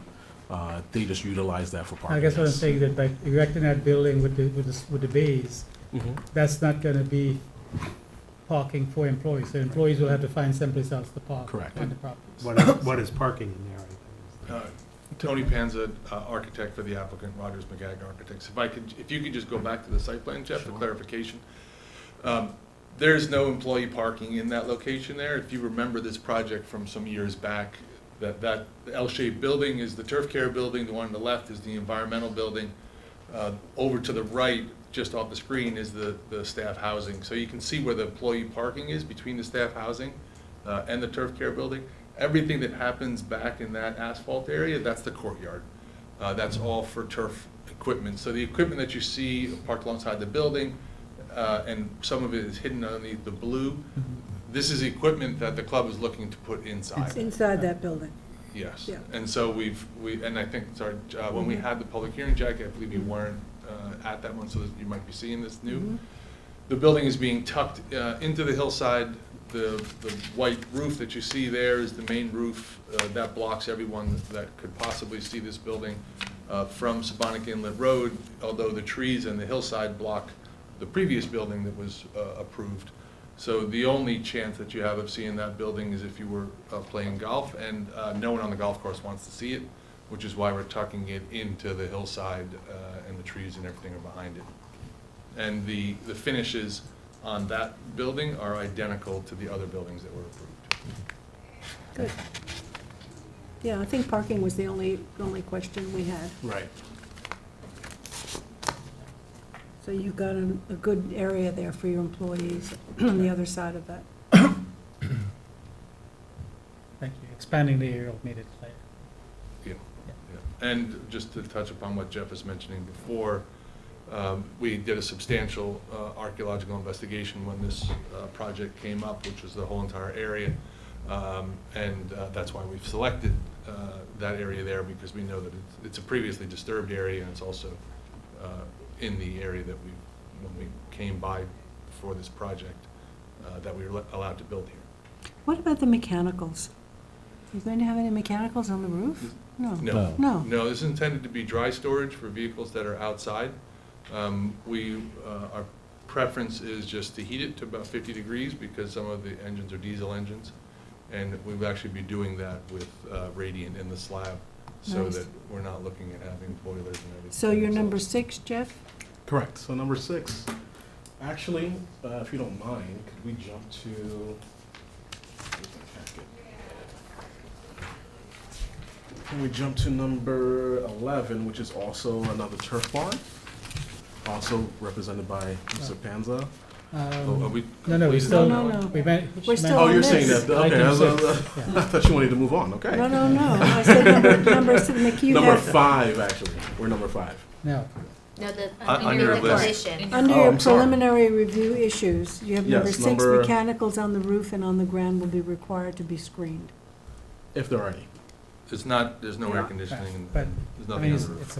it's a condition, if it's, if you ever add, at least we know. it's- Right. Yeah. It's just storage, no plumbing, no, No plumbing. All of the plumbing's in the other building. What would you use for the radiant propane? Yes. And that's on the site plan. It would be just to the north of the building tank. There's no natural gas out there.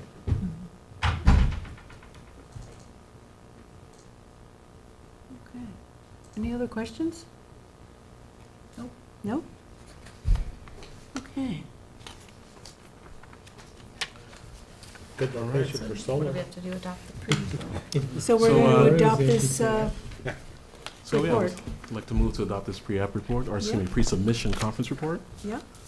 Motion by Kate, second by Second. Craig, all in favor? Aye. Opposed, abstention, 6 in favor, 1 absent. Thank you. Okay, now, That was number 11. now we can go to number 11. That's the Atlantic Gulf, another turf barn. Another Stay turf where you barn. are. And what page is that? And this one's located on page 70. 70? Yes, 70. Okay.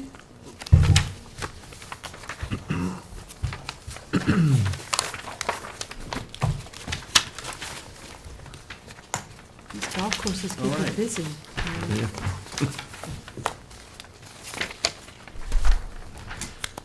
Pre-submission conference was also held on January 12th, 2023. This project is located at the Atlantic Golf Club, 1040 Scuttle Hole Road, Hamlet Bridge, Bridgehampton.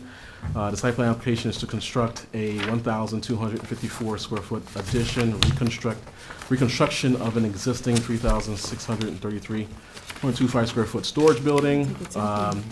Increase roof line, I'm sure you'll notice that that's left blank. Increase roof line by 1 foot at the ridge is what I'm adding to that. After further discussion with Mr. Panza and some clarifications on that front.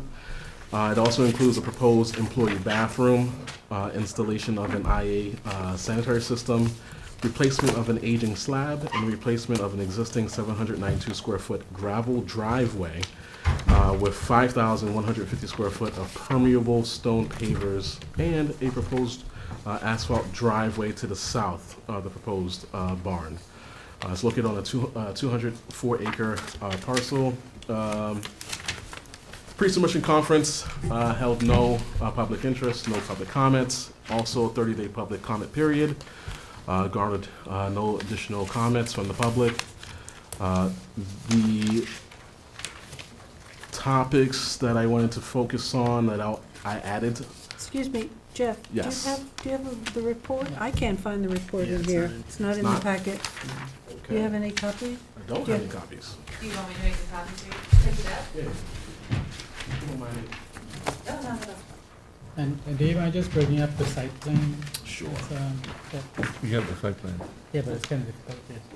Yeah, it's small. Yeah. And zooming, There we go. As big as possible, Jeff. We can't see you. I know the subject property is pretty large. Right, so just zoom in on the, I have an 11 by 17s if anyone wants them. Okay, He'll make it. there we go, that's fine. There, There we go. We're perfect, good. perfect. We had a brief discussion regarding the changes to the subject property. The application itself was referred to conservation. I believe the applicant representative had conversations with the Conservation or Environment Division regarding the reconfiguration of the the parking area, also the new material being installed. The only concerns that I wanted to point out, concerning that they are proposing a bathroom, that the site plan application is submitted with Health Department approval. Also, this is in a New York State archaeological sensitive area, so the same concerns regarding whether a Phase 1B would be required or if the existing archaeological study will satisfy that. And I believe that's it. Parking, again, is essentially being satisfied here. Looks like they're even expanding the parking area and making the parking area a little bit more environmentally friendly, as we discussed in our previous hearing. Also an unlisted action under SECRA, so it should be completed prior to deeming the application complete at the site plan application stage. Similar to the previous application, any mechanicals on the roof or on the ground, we're requesting that they be at least screened. The applicant is requesting that no public hearing at the site plan application stage is also be required due to lack of interest in our current pre-submission stage. But if there's any other concerns, questions from the board that they'd like to add here, I did a site inspection myself to see how proximity to the street. The applicant provided us with a diagram to show how many feet. Looks like it's about 510 feet to the property line, and that's effectively Scuttle Hole Road. But the existing structure right now is barely visible from the street. I don't believe it requires any additional screening, as it is being built into the hillside as well. But there is a change in the size, obviously, with the addition, plus the second floor has a 1 foot increase in height at the ridge. It's not consistent through the height of the actual structure, but at the ridge is where the 1 foot itself is more apparent. Have you considered solar in this kind of an environment, this kind of a roof? Looks. So this is a cedar shake roof, and given other applications that we've had before the board, this area is considered this view shed area. This barn being part of that, so that's why we want to replicate the way it is. I don't think we would come before you to put solar on top of it. One of the images that, that's in the packet, I can hand it around to you, it's the existing and the proposed, and we're basically trying to keep that view the way that it is. We're just raising the ridge up. Let me have that, and we'll pass it around. I have a couple. The first one there is the existing, and then the second page is the proposed. Thanks. This is existing, and this is proposed. Yeah, you can see it's set back way behind the house. Mhm. We wouldn't propose any screening because it's not screened now, and I think it's part of the idyllic landscape of seeing the barn. So from Scuttle Hole, you can see it? No? Yeah, that's Mhm. taken from, you can see the asphalt there, it's taken from Scuttle Hole. Mhm. Thank you.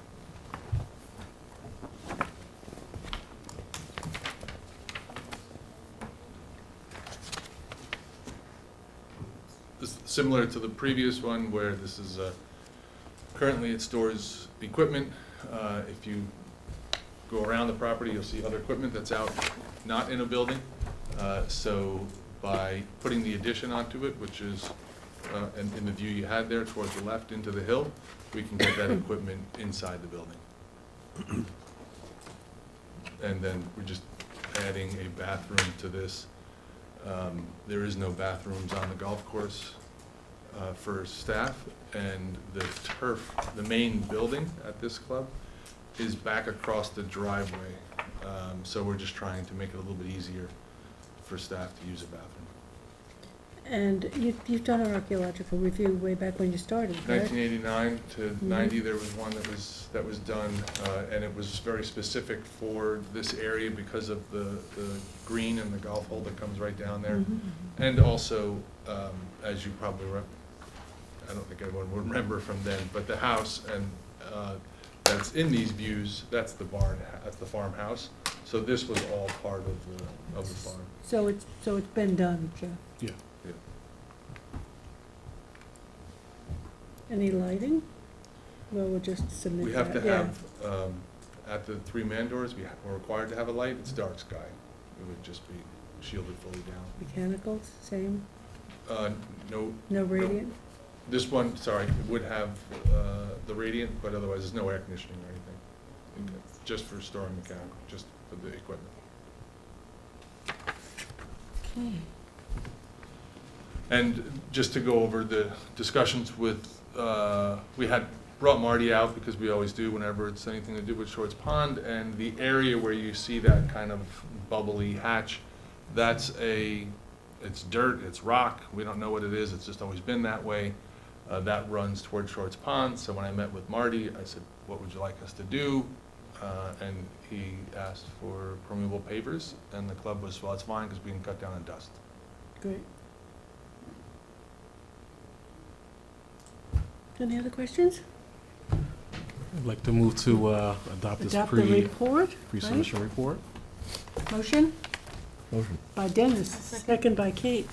All in favor? Aye. Opposed, abstentions? 6 in favor, 1 absent. Thank you. That's it, thank you. Thank you. All right, so we'll move to number 12 in the packet, which is on page 80.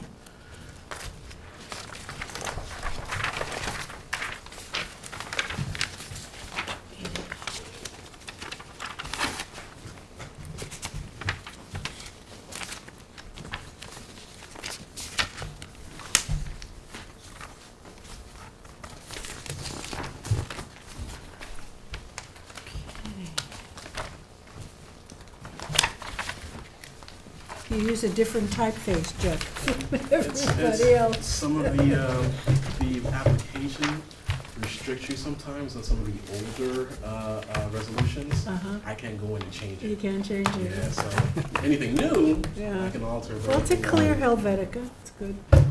So I'm passing around some pictures Okay. and a letter submitted by the applicant as well. Take one and pass them along, right? Got it.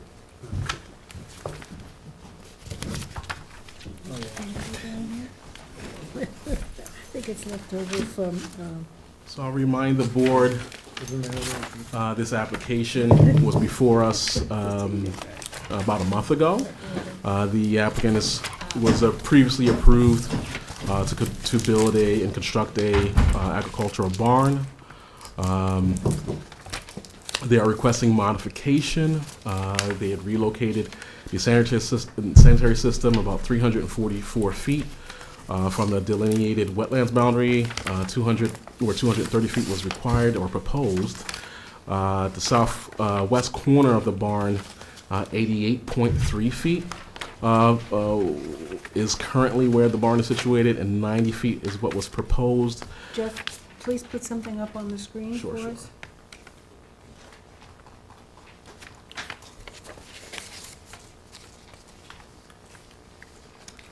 This is the original site plan. Nope, excuse me, this is the as-built site plan. Oh, this is the barn. Correct. So they were given previous approval for construction of the barn and wetlands approval also for construction of the barn. These changes were made where the barn itself was built, looks like about 2 feet closer to this southwest corner of the property, and also relocation of the proposed sanitary system is now built further away from the wetlands boundary, which was acceptable for the Conservation Board. we had an issue with whether or not, or a concern more so, with whether or not this property itself is being farmed. So some additional information was requested. So in the handout I gave you was a submission from the applicant, a letter from the applicant's farmer, which is, I believe, listed as Harry Ludlow, confirming his participation on the site. And also, it should be a diagram of how they lay out the site and what's being farmed, to provide the board a little bit more information and whether or not we can proceed with the modification.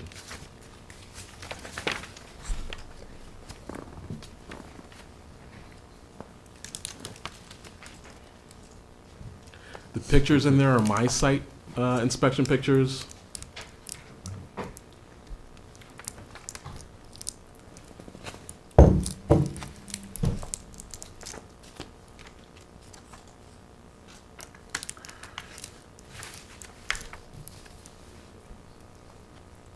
I'll give everyone a moment to go through the material.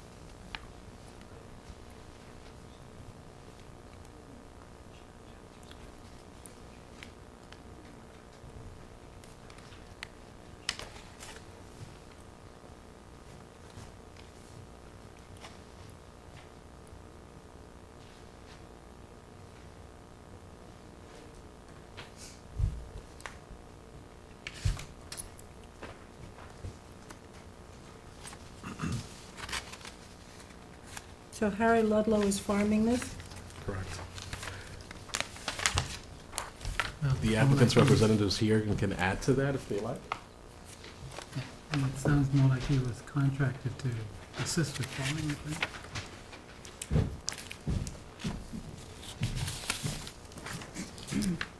think. Wayne, come have a seat. For the record, Wayne Bruin, O'Shea Marcinski Bruin, on behalf of the applicants. So if you recall, a few years back when this was approved, this was an ag reserve in the original subdivision of Wheaton Estates, and at some point, Carol Connor had sold it, and since the time she sold it, it was not farmed, and it actually reverted to successional field growth and cedar trees of substantial size.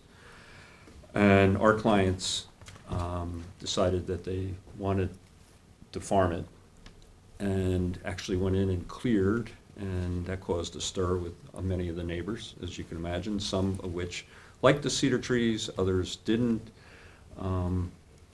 But we made peace. In fact, we had to eliminate many encroachments where their fences were encroaching and dumping and things using.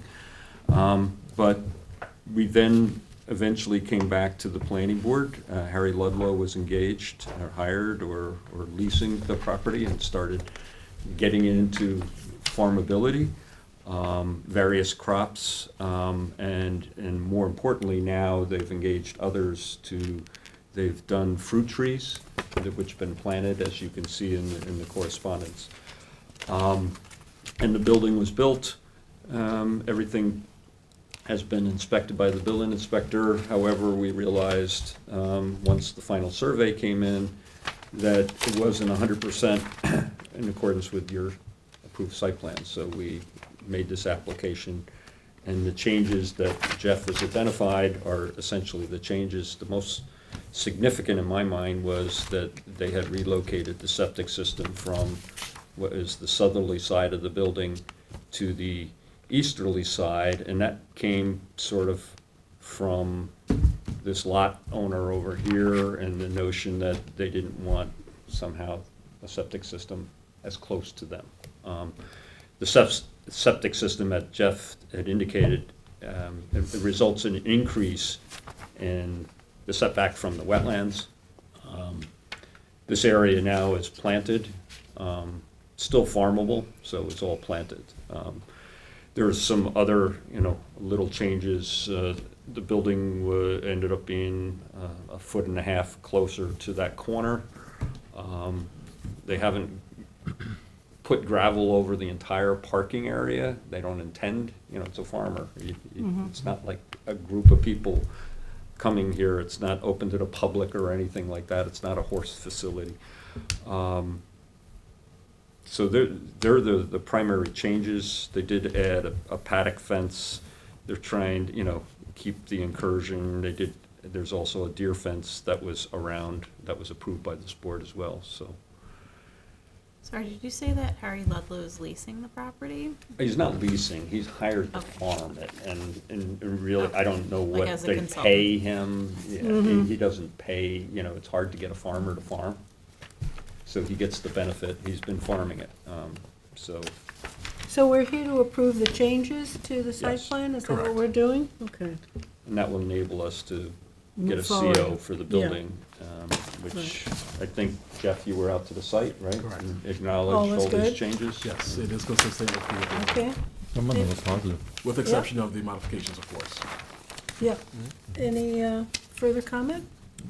I'll move it. Move by Dennis to accept the, To approve the revised. approve site the plan. revised, thank you. To approve the revised site plan. Motion by Dennis, second by Craig, all in favor. Aye. Opposed, abstentions, 6 in favor, 1 absent. Thank you, thanks Thank you. Wayne. Thanks, Wayne. All right, so Okay, we'll proceed. 13, Yeah, agenda item 13, located on page 87 in your packet.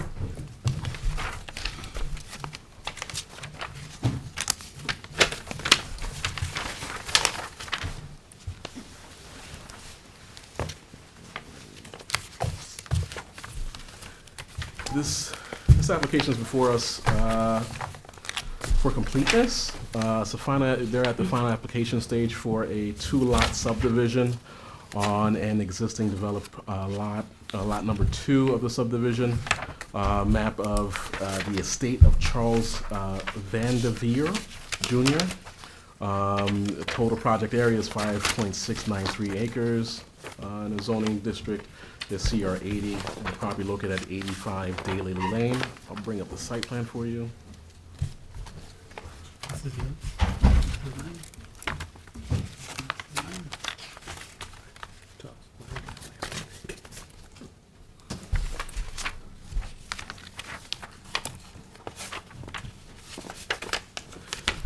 I'm making a motion to deem the application incomplete. As per the pre-application report that was adopted by the board, they were required to submit a short form EAF, which they didn't. The application set also was missing some key elements on a standard map itself. The ag statement also is not signed, so there's a few elements of the application that's just incomplete, unfortunately. anybody here to represent it or no? No. I spoke with the applicant, and they're working on getting the required material. Okay, motion to deem this incomplete by George, second by Kate, all in favor. Aye. Opposed, abstention, 6 in favor, 1 absent.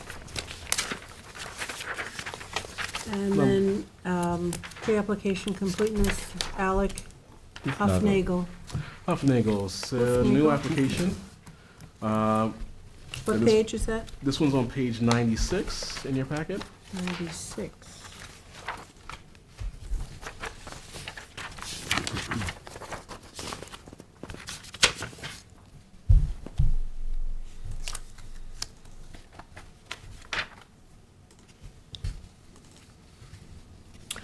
This is an existing lot, just off of Little Noyak Path. They are, let me see if I flip this for you.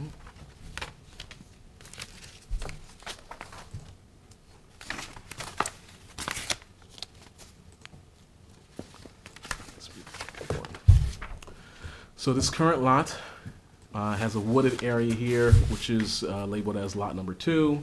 It's developed with a single-family dwelling, along with the pool and the believed garage as well. Deeming the application complete is consistent with our requirements for a pre-application for subdivision.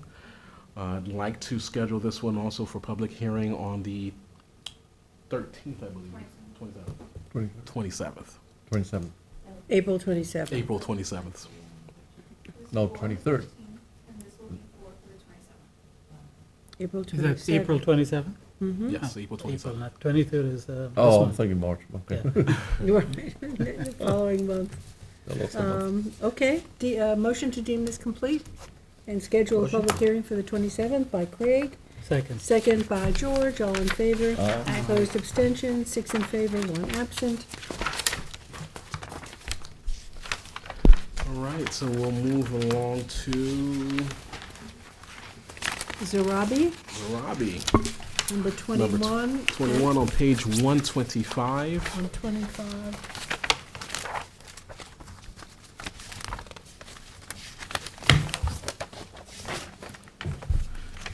You might remember this is a 3-lot subdivision that is at the final application stage. There were a number of conditions as part of the final approval. This is essentially on an action deadline. Their final approval expires tomorrow, March 10th. The applicant's requesting a 90-day extension. Looks like they were given about 25 conditional items to complete. I've been in contact with the applicant's representative. If she has any questions, she can come up, of course. I've spoken with engineering. They've received their final map as well, which is under review. They've submitted legal documents for review and obviously for revisement. But it looks like they're pretty much nearing their final state and ready for signature. So we're just requesting and moving that the board approves the 90-day extension. That takes us to where? That takes us to, I'll tell you. June something, right? June 10th, 2023. June 10th. Okay. We gave them a list of 25 conditions? Not me. I think Jackie gave her a list of 25 Okay. items to complete. How are they doing on the list? It looks like we're down to about 3 items. Oh. Hi. Hey, Daphne. Daphne Vaughn, Surfside Environmental Planning. Yeah, we had quite a number of things that we had to address.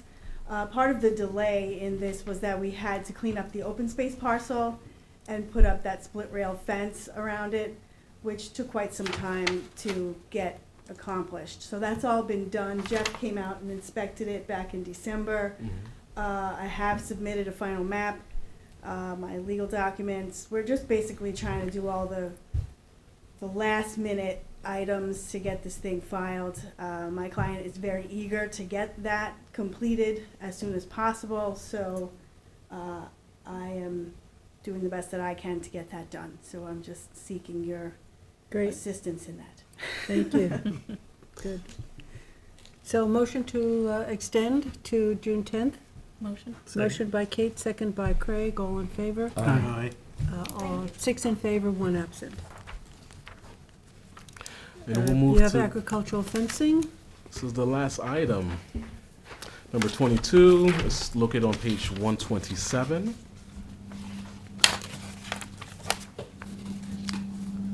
The map for you.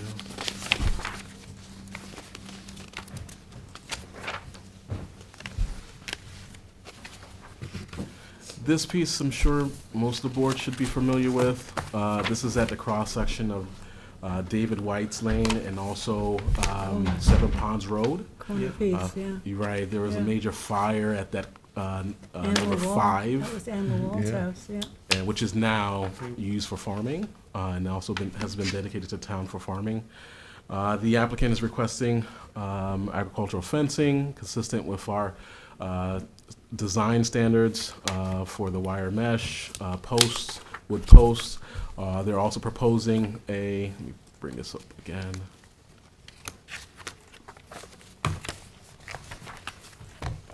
They're also proposing a utility gate at the far north corner, northwest corner of the property.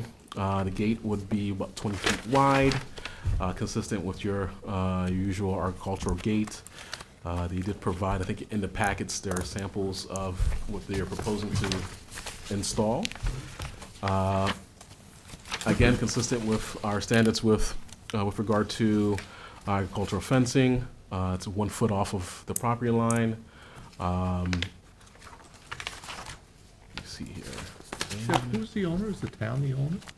Yeah. So yes, both lots were transferred via development rights to the town and are used as agricultural.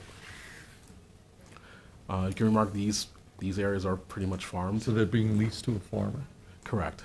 They're being leased to a farm. What I'm accustomed to seeing is corn, rows of corn being farmed there for the most part. It's not necessarily cultivated as of today, of course, but I think it is confirmed that this area has been consistently farmed throughout the years. This parcel is of a high public visibility. Very visible. Yes. And the town is applying to fence this in. I mean, essentially, the public is stepping forward to cage this property, and that was acquired with public money, so, you know, I think it needs it might warrant a higher level of review. Sure. Possibly a public hearing, I don't know. You guys all know the parcel, right? Yeah, Yeah. sure. But it is being farmed? Yes, it is being I farmed. don't think you can farm anything today without a deer fence. That's Not the deer problem. fencing? I don't know, I see It's them all deer over. fencing, There's no right? way. Yeah, deer fencing, 8-foot deer fencing. I see agricultural fields all over that. A certain type of products require deer fencing. Sure, and you're not wrong as far as that's concerned. This one is pretty open It's to the very public. visible. Very visible, which does open them up to deer or any other, whether it be trash or whatnot. So I'm fine. if you Are there guys are- agricultural products that are deer resistant, like potatoes or? That I'm not aware of. They do fruit, like further, just a little further down, it's all fruit related, It's What fruit, was they're that? planting fruit? like apple, peaches. Yeah, well, they'll love that, apples. Well, maybe There this are a isn't lot the of deer location there. for apple, I for live there. There's a lot of fruit deer. farming, because of its proximity, its visibility, I don't know, the fact that the public essentially the public is stepping forward to do this, and I don't know that the public is aware of it, and they might have something to say about it. No, that's a legitimate concern. So we can schedule a public hearing? Sure. Yeah, with the sign and everything else. Yeah. I'm good with that. Yeah. So we'll do that. So we'll schedule a public hearing. And so we'll do it for April 20, April. 20 Yeah. May? For April 13th. Well, we're not on any time constraint, you wanna put No, this we're into May? definitely not. Put it in May. this for the 20th. You wanna put this into May, when perhaps The more first one in people, May. more people around? Yeah. So who is To see the white applicant? sign? Is the farmer? Is the town the applicant here? Town is Or the is applicant. No. Farmer the applicant? Farmer's The the farmer's the applicant, yes. And who was the farmer? The town had Offhand, I can't remember the offhand. town had to sign an owner's endorsement. They did. I'll let you know in a second, actually. Let me see. You can add it for the 27th, because that will be for. Okay. Yeah, I mean, they probably need time to plan accordingly to get farming this season. Sure. You know, So they would want to get it up. it might be useful to have whoever, Corwith or whoever's course, this is not leasing it visible. to be present at the next meeting. I'll make sure the applicant, the farmer essentially is present. I don't have the applicant's name, but they are the farmers. Okay, so we're deeming it complete and scheduling a public hearing for April 27th. And that's So who's for- responsible for the noticing and everything else, the town or the It's gonna be the applicant. applicant?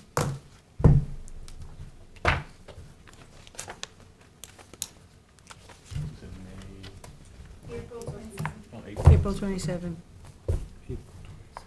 And that's it. So motion to adjourn? We're deeming it. Walk on. Uh-oh. Yes, I have one walk-on. This is for Van Tassel. This was at our last public hearing. The applicant's representative, for some reason, had an issue connecting via Zoom. He had also had an issue with This is Jim Hume. sinus, yes. So we have to schedule another public hearing. This is the one that had already You're set on a for date the 13th, right? Correct, for April 13th. So proposing that date for Van Tassel two-lot subdivision. Okay, so motion to to look at? schedule the Van Tassel, Motion. pre-app for April 13th. Motion by George, second by Craig, all in favor. Aye. Opposed, abstentions, 6 in favor, 1 absent.